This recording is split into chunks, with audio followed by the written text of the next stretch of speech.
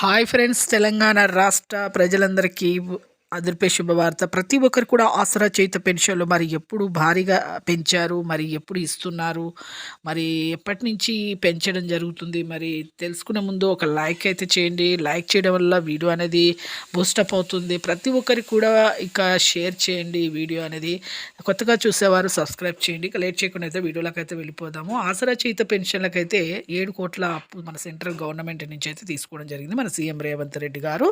చాలా మందికి అయితే పాత వారికి 2016 లోపు పెన్షన్ లబ్ధిదారులు ఉన్నారు. వృద్ధులు, వితంతువులు, ఒంటరి మహిళలు, వికలాంగులకు 4,000 నుంచి 6,000 రూపాయల వరకు అయితే పెంచడం జరుగుతుంది. ఇప్పుడు కొత్తగా అప్లికేషన్స్ పెట్టుకున్న వారికి వృద్ధులకి, వితంతువులకి, ఒంటరి మహిళలకి, అలాగే వికలాంగులకి, 45 నుంచి 65 సంవత్సరాల వయసు గల వారికి, డయాబెటిస్కి, కిడ్నీస్ వాళ్ళకి, అలాగే క్యాన్సర్ వాళ్ళకి, హార్ట్ వాళ్ళకి, ప్రతి ఒక్కరికి కూడా 4,000 నుంచి 6,000 రూపాయల వరకు అయితే పెంచడం జరుగుతుంది. ఇక వికలాంగులకు మాత్రం 6,000 రూపాయలు అయితే పెంచడం జరుగుతుంది. చూసారుగా అండి, ఇవన్నీ కూడా ఈ ఫిబ్రవరి నుంచే పెంచడం జరిగింది.